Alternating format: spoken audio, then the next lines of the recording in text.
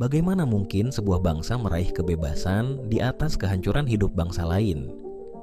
Perjuangan Chaim Weizmann, seorang tokoh besar Zionis, untuk membentuk tanah air Yahudi di Palestina justru memicu tragedi yang tak terbayangkan bagi masyarakat Muslim Palestina yang sudah lama menetap di sana. Apa sebenarnya yang mereka korbankan demi ambisi besar ini?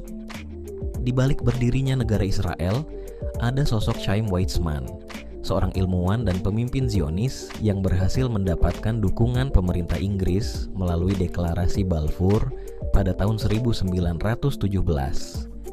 Langkah ini adalah kemenangan besar bagi Weizmann dan Zionis dalam mewujudkan tanah air Yahudi di Palestina.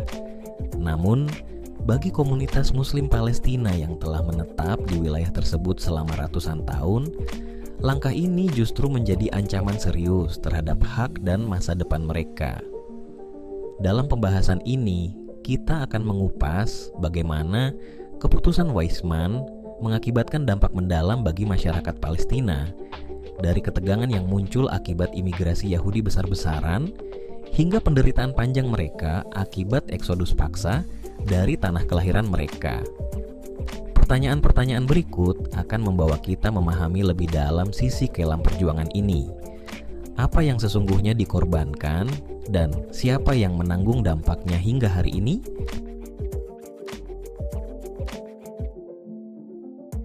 Pertanyaan pertama, apa motivasi utama Chaim Weizmann dalam memperjuangkan tanah air bagi komunitas Yahudi? Sebagai seorang pemimpin Zionis, motivasi utama Chaim Weizmann adalah menciptakan sebuah negara Yahudi yang aman dari penganiayaan dan diskriminasi yang terus dialami oleh komunitas Yahudi di Eropa. Weizmann dan banyak tokoh Zionis lainnya merasa bahwa orang Yahudi harus memiliki tanah air sendiri untuk menghindari kekerasan dan pengucilan sosial yang tak berkesudahan. Namun, di balik upaya tersebut, ada narasi yang mengabaikan hak-hak masyarakat yang sudah lama tinggal di tanah tersebut, yakni masyarakat Palestina. Dan ini tentu saja menjadi titik yang sangat merugikan mereka.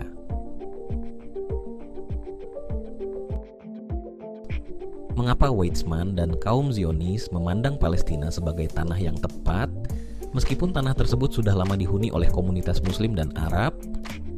Weizmann dan kaum Zionis memilih Palestina karena mereka melihatnya sebagai tanah yang secara historis dan religius penting bagi orang Yahudi. Mereka menganggap tanah ini sebagai tanah yang dijanjikan berdasarkan keyakinan agama dan sejarah mereka. Meskipun begitu, mereka mengabaikan kenyataan bahwa tanah itu sudah dihuni oleh masyarakat Muslim dan Arab yang memiliki hak atas tanah tersebut sejak berabad-abad lamanya. Keputusan ini jelas menunjukkan ketidakpedulian terhadap hak-hak warga Palestina yang hidup di sana, yang kemudian memicu ketegangan yang terus berlanjut hingga hari ini.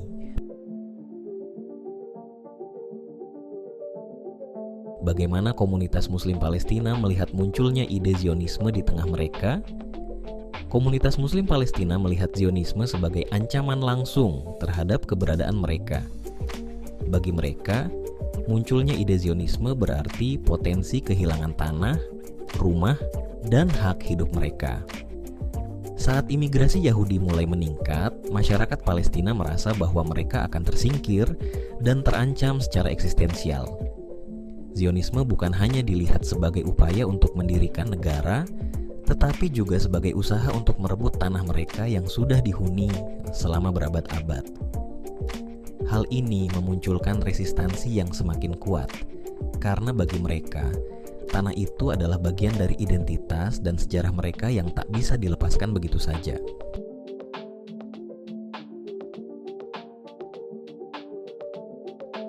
Bagaimana Chaim Weizmann berhasil mendapatkan dukungan dari pemerintah Inggris? dan apa yang ia janjikan kepada Inggris untuk mewujudkan deklarasi Balfour. Chaim Weizmann berhasil mendapatkan dukungan dari pemerintah Inggris, terutama karena kecakapannya dalam membangun hubungan diplomatik dengan tokoh-tokoh penting di Inggris, serta kontribusinya dalam membantu Inggris selama Perang Dunia I. Salah satu hal yang sangat berpengaruh adalah penemuan Weizmann dalam bidang kimia yang berperan penting dalam produksi bahan kimia, seperti aseton yang dibutuhkan oleh Inggris untuk upaya perang mereka. Sebagai imbalannya, Weizmann berjanji mendukung kepentingan politik Inggris di wilayah Timur Tengah, khususnya di Palestina. Dia memanfaatkan posisi strategis Inggris yang ingin mendapatkan dukungan dari komunitas Yahudi internasional untuk memenangkan perang dan juga untuk memengaruhi wilayah-wilayah yang tengah dijajah oleh Ottoman di Timur Tengah. Apa dampak awal deklarasi Balfour bagi komunitas Muslim Palestina dan bagaimana mereka merespons deklarasi tersebut? Dampak awal deklarasi Balfour sangat besar dan merugikan bagi komunitas Muslim Palestina. Mereka merasa bahwa hak-hak mereka sebagai penduduk asli Palestina telah diabaikan oleh Inggris. Deklarasi tersebut tidak hanya memberikan dukungan kepada rencana pembentukan negara Yahudi di tanah mereka, tetapi juga dianggap sebagai pengesahan terhadap kolonialisasi Palestina oleh orang-orang Yahudi yang datang dari luar. Masyarakat Palestina yang telah lama mendiami wilayah tersebut segera menyadari bahwa mereka akan dipinggirkan dan kehilangan kontrol atas tanah dan sumber daya mereka. Sebagai respons, komunitas Muslim Palestina bersama dengan komunitas Arab lainnya mengadakan berbagai protes dan pemberontakan terhadap keputusan tersebut. Mereka merasa sangat terancam dengan adanya imigrasi besar-besaran yang didorong oleh deklarasi Balfour yang membuat mereka semakin terasing di tanah kelahiran mereka. Mengapa komunitas Palestina melihat deklarasi Balfour sebagai ancaman serius terhadap hak mereka atas tanah sendiri? Komunitas Palestina melihat deklarasi Balfour sebagai ancaman serius terhadap hak mereka atas tanah sendiri karena mereka merasa diabaikan dalam keputusan yang begitu signifikan mengenai masa depan tanah yang mereka huni. Deklarasi ini memberikan izin kepada orang Yahudi untuk mendirikan sebuah negara di Palestina tanpa mempertimbangkan hak dan keberadaan penduduk asli Palestina yang sudah lama menetap di wilayah itu. Bagi komunitas Muslim Palestina, deklarasi Balfour adalah bentuk pengesahan atas kebijakan kolonial yang akan merampas tanah mereka.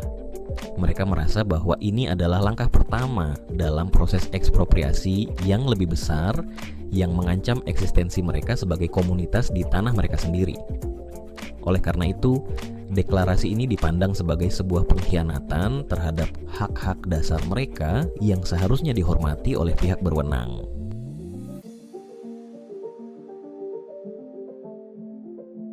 Bagaimana peran Weizmann dalam memfasilitasi imigrasi besar-besaran Yahudi ke Palestina dan apa strategi yang digunakannya untuk menggalang dukungan internasional? Chaim Weizmann memainkan peran penting dalam memfasilitasi imigrasi besar-besaran Yahudi ke Palestina dengan membangun hubungan diplomatik yang kuat dengan pemerintah Inggris dan negara-negara besar lainnya. Setelah deklarasi Balfour, Weizmann bekerja keras untuk memastikan bahwa kebijakan tersebut dilaksanakan dengan memberi dukungan pada pemukim Yahudi yang datang ke Palestina. Weizmann menggunakan jaringan internasional dan pengaruh politik untuk memastikan bahwa pemukim Yahudi mendapat dukungan finansial dan logistik untuk mendirikan pemukiman mereka. Selain itu, ia juga menggalang dukungan dari organisasi internasional dan tokoh-tokoh penting di Eropa untuk memastikan proyek Zionisme mendapat legitimasi global. Weizmann berhasil mendapatkan dukungan besar dari para pemimpin dunia, meyakinkan mereka bahwa mendirikan rumah nasional bagi Yahudi di Palestina adalah langkah yang sah dan diperlukan. Apa kekhawatiran utama yang dirasakan oleh masyarakat Muslim Palestina saat mereka melihat peningkatan jumlah pemukim Yahudi di tanah mereka? Masyarakat Muslim Palestina sangat khawatir dengan peningkatan jumlah pemukim Yahudi karena mereka merasa tanah mereka akan secara perlahan-lahan direbut. Kekhawatiran utama mereka adalah bahwa dengan datangnya pemukim Yahudi yang didukung oleh Inggris dan negara-negara barat, mereka akan kehilangan tanah, pekerjaan, dan hak-hak sosial yang telah mereka nikmati selama berabad-abad. Masyarakat Palestina merasa terancam dengan semakin banyaknya tanah mereka yang diambil untuk dijadikan pemukiman Yahudi, serta semakin terpinggirkan dari kehidupan sosial dan ekonomi di tanah mereka sendiri. Selain itu, mereka juga merasa bahwa identitas dan budaya mereka yang telah lama ada di tanah tersebut akan dihancurkan oleh kedatangan pemukim asing yang semakin memperburuk ketegangan antar komunitas. Bagaimana imigrasi Yahudi mengubah struktur sosial dan ekonomi Palestina, dan bagaimana komunitas Muslim berusaha mempertahankan hak-hak mereka di tengah perubahan ini. Imigrasi Yahudi ke Palestina membawa perubahan besar pada struktur sosial dan ekonomi wilayah tersebut. Orang Yahudi yang datang dengan dukungan finansial dan logistik dari Eropa membangun pemukiman, industri, dan pertanian modern yang jauh lebih maju daripada yang dimiliki oleh masyarakat Palestina. Hal ini menyebabkan ketidakseimbangan ekonomi yang signifikan, di mana banyak warga Palestina yang terpinggirkan dan kehilangan akses terhadap pekerjaan serta sumber daya penting lainnya. Masyarakat Muslim Palestina melihat imigrasi ini sebagai ancaman terhadap eksistensi ekonomi mereka, terutama karena banyak lahan pertanian yang diambil alih dan banyak pekerjaan yang diberikan kepada pemukim Yahudi.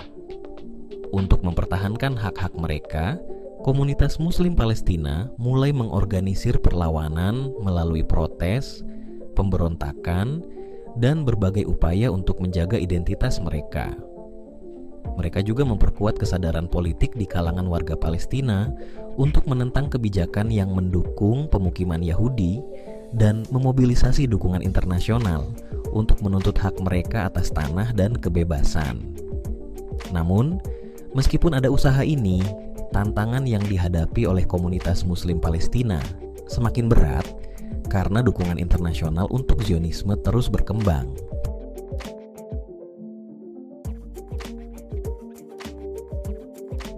Mengapa Weizmann berupaya keras mendorong PBB untuk menyetujui pembagian Palestina, dan bagaimana komunitas Muslim Palestina merespons rencana ini?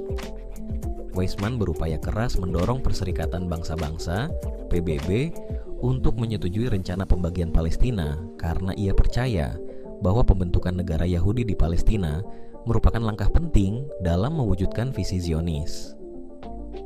Dengan dukungan internasional melalui rencana pembagian ini, Weizmann berharap untuk mendapatkan legitimasi global bagi pendirian negara Yahudi dan mengonsolidasikan posisi orang Yahudi di wilayah tersebut.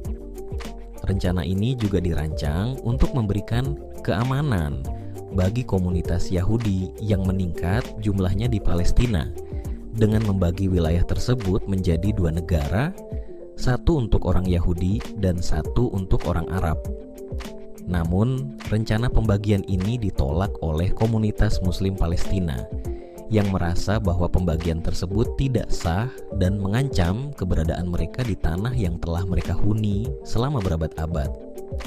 Mereka merasa bahwa keputusan ini diambil tanpa persetujuan mereka dan mereka akan kehilangan hak-hak atas tanah mereka yang sangat berharga. Komunitas Muslim Palestina memandangnya sebagai bentuk pengkhianatan internasional dengan negara-negara besar yang mengabaikan hak mereka untuk menentukan nasib sendiri. Apa dampak dari pengumuman kemerdekaan Israel bagi masyarakat Palestina yang melihat tanah mereka dipecah tanpa persetujuan mereka? Pengumuman kemerdekaan Israel pada tahun 1948 sangat menghancurkan bagi masyarakat Palestina. Mereka merasa sangat diperlakukan tidak adil karena tanah mereka dibagi tanpa melibatkan mereka dalam proses keputusan tersebut. Kehilangan besar yang mereka rasakan tidak hanya berkaitan dengan hilangnya tanah, tetapi juga dengan hilangnya rumah, hak, dan masa depan yang mereka bangun di sana. Pengumuman ini memicu eksodus massal atau Nakba warga Palestina. yang dipaksa meninggalkan rumah mereka dan menjadi pengungsi di negara-negara tetangga. Bagi masyarakat Palestina, kemerdekaan Israel adalah pengingat pahit bahwa mereka telah kehilangan tempat yang mereka anggap sebagai rumah dan tanah air mereka, yang kini dikuasai oleh negara baru yang mereka anggap tidak sah. Rasa sakit dan kehilangan ini masih mempengaruhi generasi-generasi berikutnya yang terus berjuang untuk hak mereka kembali. Bagaimana komunitas Muslim Palestina menghadapi kenyataan bahwa tanah mereka dipisahkan, dan apa harapan mereka untuk masa depan? Menghadapi kenyataan bahwa tanah mereka dipisahkan dan hak mereka dilanggar, komunitas Muslim Palestina merasa sangat terdesak dan terpinggirkan. Banyak dari mereka yang berusaha bertahan di tanah yang tersisa, meski terancam dengan kekerasan dan pengusiran. Selain itu, banyak yang menjadi pengungsi di negara-negara tetangga, hidup dengan harapan suatu hari nanti mereka akan kembali ke rumah mereka yang hilang. Harapan mereka untuk masa depan adalah untuk mendapatkan kembali tanah mereka dan hak-hak mereka sebagai bangsa yang merdeka. Mereka berharap ada pengakuan internasional terhadap hak mereka untuk kembali, dan bahwa suatu hari Palestina akan memperoleh kemerdekaan dan kedaulatan penuh. Meskipun tantangan besar tetap ada, harapan tersebut menjadi pendorong utama dalam perjuangan mereka untuk keadilan dan pengembalian hak.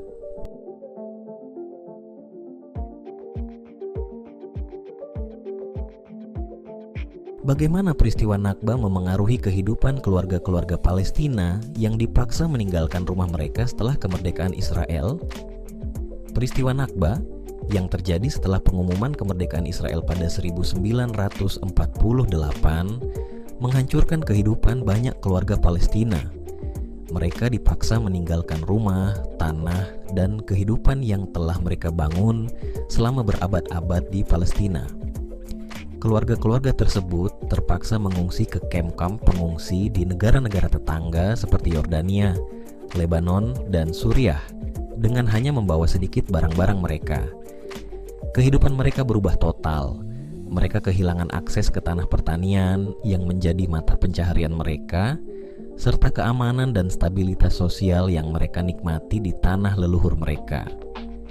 Banyak keluarga yang harus tinggal di tenda atau pemukiman sementara tanpa fasilitas dasar, dan generasi penerus mereka tumbuh dalam kesulitan dan ketidakpastian.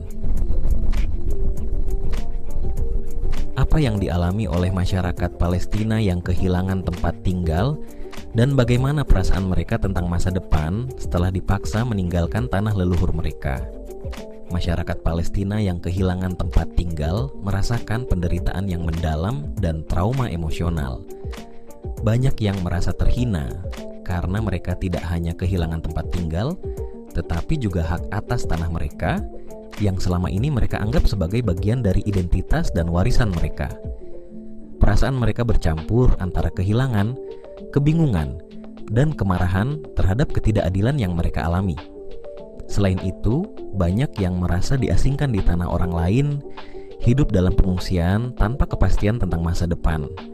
Mereka menghadapi diskriminasi di negara tempat mereka mengungsi, dan banyak yang merasa bahwa hak mereka untuk kembali ke tanah mereka harus diakui oleh dunia internasional. Harapan mereka untuk masa depan adalah untuk bisa kembali ke Palestina dan hidup di tanah yang telah dirampas dari mereka, namun kenyataannya sangat sulit, dan banyak dari mereka merasa bahwa perjuangan ini mungkin tidak akan pernah berakhir. Bagaimana pengalaman Nakba menjadi simbol dari penderitaan dan kehilangan bagi komunitas Muslim Palestina? Nakba menjadi simbol utama dari penderitaan, kehilangan, dan ketidakadilan yang dialami oleh komunitas Muslim Palestina. Bagi mereka, Nakba bukan hanya peristiwa sejarah, tetapi sebuah kenangan yang terus hidup dalam hati dan pikiran mereka. Setiap generasi yang lahir setelah peristiwa ini tumbuh dengan kesadaran akan kehilangan tanah, rumah, dan hak-hak mereka yang seharusnya dilindungi. Nakba menjadi lambang ketidakadilan yang terus-menerus mereka alami, serta perjuangan tanpa henti untuk mendapatkan kembali apa yang telah dirampas dari mereka. Pengalaman ini menandakan lebih dari sekadar pemindahan fisik. ia merupakan kehilangan identitas, martabat, dan masa depan bagi komunitas Palestina.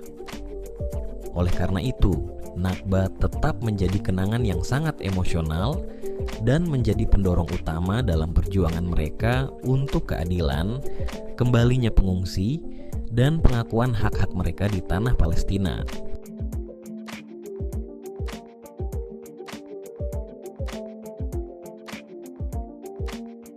Bagaimana Chaim Weizmann menghadapi dilema moral antara impian Zionisnya dan dampak pada kehidupan masyarakat Palestina? Chaim Weizmann dalam perjuangannya untuk mendirikan negara Yahudi di Palestina tampaknya lebih fokus pada impian Zionisnya daripada mempertimbangkan sepenuhnya dampak yang akan ditimbulkan pada kehidupan masyarakat Palestina. Meskipun ia adalah seorang ilmuwan dan diplomat yang cerdas, Weizmann tetap berpegang pada keyakinannya bahwa pembentukan negara Yahudi adalah hal yang sangat penting bagi masa depan bangsa Yahudi, meskipun itu berarti mengorbankan hak-hak rakyat Palestina yang sudah lama mendiami wilayah tersebut. Dia seringkali menganggap pengorbanan ini sebagai bagian dari perjuangan besar bagi orang Yahudi. Namun dalam proses tersebut, kehidupan masyarakat Palestina terpinggirkan dan dianggap sebagai penghalang bagi tujuan tersebut. Dalam hal ini, Weizmann menghadapi dilema moral yang tampaknya lebih banyak berfokus pada kemenangan bagi orang Yahudi, tanpa terlalu mempertimbangkan penderitaan yang akan dialami oleh masyarakat Palestina. Apakah Weizmann pernah menunjukkan tanda-tanda penyesalan atau pertimbangan etis terhadap penderitaan yang dialami komunitas Palestina akibat cita-citanya? Tidak ada bukti kuat yang menunjukkan bahwa Weizmann secara terbuka menyesali atau mempertimbangkan secara mendalam penderitaan yang dialami oleh komunitas Palestina akibat cita-cita Zionisnya. Sebagian besar fokusnya adalah pada tujuan akhir, yaitu pembentukan negara Yahudi. Bahkan ketika ketegangan dan perlawanan meningkat di Palestina akibat kebijakan Zionis, Weizmann tetap teguh pada pandangannya bahwa proyek tersebut adalah hak yang sah bagi orang Yahudi. Meskipun ia berusaha untuk menciptakan hubungan yang baik dengan pihak-pihak lain, termasuk pemerintah Inggris dan beberapa tokoh Palestina, sebagian besar tindakan dan keputusan politiknya berpusat pada pencapaian tujuan Zionisme dan bukan pada perdamaian atau pengakuan hak-hak masyarakat Palestina. Oleh karena itu, penyesalan atau pertimbangan etis terhadap penderitaan Palestina tampaknya tidak menjadi bagian dari prioritas utamanya.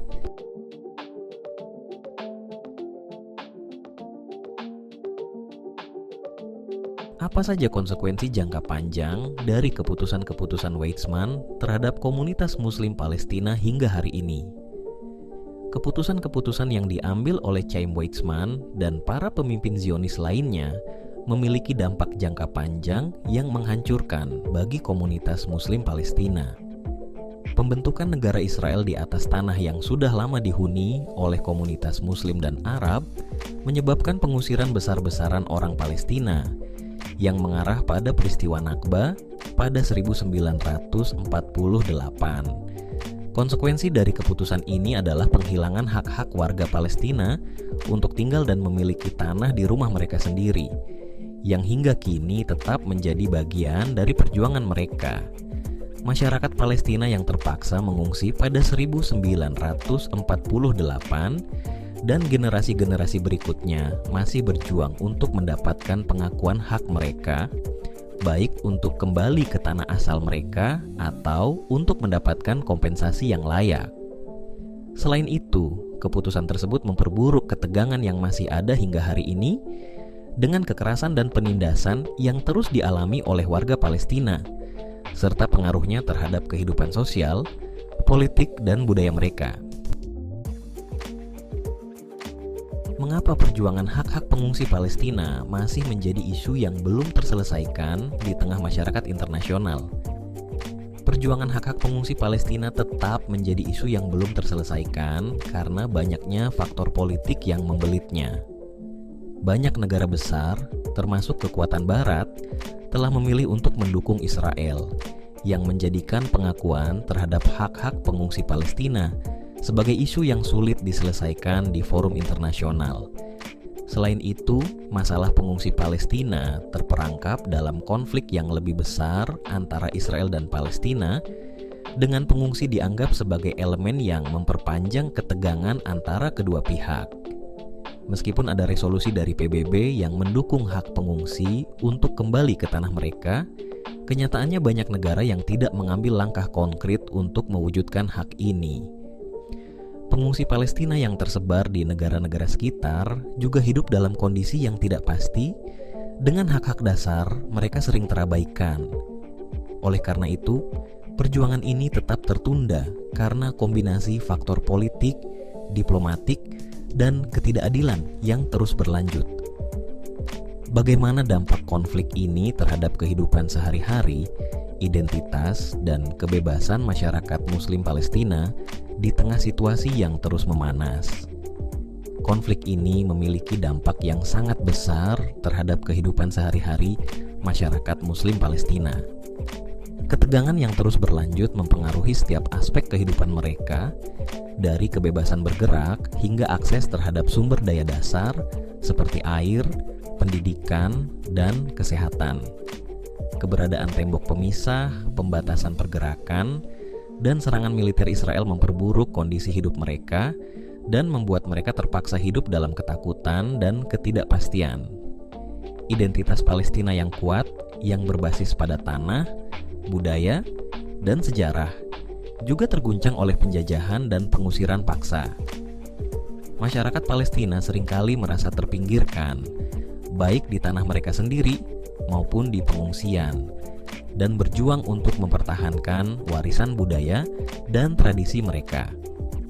Selain itu, kebebasan masyarakat Palestina sangat terbatas oleh kebijakan-kebijakan yang diterapkan oleh Israel yang mencakup pembatasan akses terhadap wilayah yang mereka klaim sebagai bagian dari negara mereka. Situasi ini menciptakan ketidakadilan struktural yang merenggut kebebasan, keamanan, dan hak asasi mereka. Masyarakat Muslim Palestina yang sebagian besar terdiri dari generasi yang lahir dalam kondisi ini terus berjuang untuk masa depan yang lebih baik dengan harapan suatu hari nanti dapat mengembalikan martabat dan hak mereka.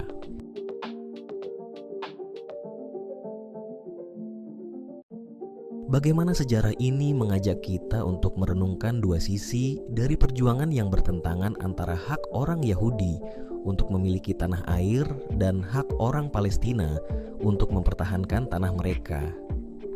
Sejarah ini mengajak kita untuk merenungkan dilema moral yang muncul ketika dua kelompok dengan hak dan kebutuhan yang sah saling bertentangan. Di satu sisi, ada perjuangan sah orang Yahudi untuk memiliki tanah air setelah mengalami penindasan dan diaspora selama ribuan tahun. Di sisi lain, orang Palestina juga memiliki hak yang sah atas tanah yang telah mereka huni selama berabad-abad, tanah yang kini dipertanyakan keberadaannya akibat proyek Zionis. Konflik ini mengajarkan kita bahwa hak untuk memiliki tanah bukanlah hal yang bisa diberikan secara sepihak tanpa mempertimbangkan keberadaan dan hak orang lain yang sudah lebih dulu ada di tanah tersebut. Keduanya, orang Yahudi dan Palestina, memiliki martabat dan hak yang harus dihormati, dan ketika dua hak ini bertabrakan, kita harus mencari solusi yang adil, bukan dengan mendominasi atau mengabaikan salah satu pihak. Apa yang dapat kita pelajari dari perjalanan Weizmann tentang konflik identitas dan martabat dua bangsa? Perjalanan Weizmann mengajarkan kita bahwa konflik identitas seringkali berakar dari kebutuhan untuk mempertahankan martabat sebuah bangsa. Bagi orang Yahudi, identitas mereka sangat terikat dengan keinginan untuk memiliki tanah air yang aman setelah berabad-abad mengalami penindasan. Bagi orang Palestina, identitas mereka terjalin dengan tanah yang telah menjadi rumah bagi mereka dan leluhur mereka selama ribuan tahun. Namun, perjuangan Weizmann juga memperlihatkan bagaimana pentingnya mempertimbangkan martabat dan hak-hak bangsa lain, bukan hanya mengutamakan hak satu pihak. Dalam konteks ini, kita belajar bahwa penyelesaian konflik identitas bukan hanya tentang mendapatkan hak atau tanah untuk satu bangsa, tetapi juga tentang pengakuan terhadap hak bangsa lain dan penciptaan ruang bagi kedamaian bersama. Bagaimana kisah ini memperlihatkan ketegangan antara kebutuhan akan keamanan satu bangsa dan hak bangsa lain untuk hidup damai di tanah mereka sendiri. Kisah ini sangat memperlihatkan ketegangan antara keinginan untuk membangun negara yang aman bagi satu bangsa dan hak bangsa lain untuk hidup damai di tanah yang telah menjadi rumah mereka selama berabad-abad. Di satu sisi, Zionisme menganggap bahwa orang Yahudi harus memiliki negara yang aman sebagai pelindung dari penindasan dan diskriminasi yang mereka alami. Namun, bagi orang Palestina, tanah yang mereka tinggali adalah warisan mereka, dan hak untuk hidup di tanah itu dalam kedamaian adalah hak yang tidak dapat diabaikan.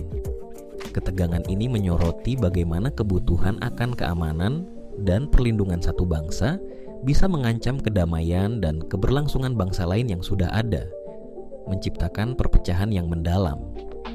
Dalam hal ini, sejarah ini mengajarkan kita pentingnya mencari solusi yang tidak hanya mengutamakan keamanan salah satu pihak, tetapi juga mengakui dan menghormati hak-hak dan keberadaan bangsa lain untuk hidup damai di tanah mereka.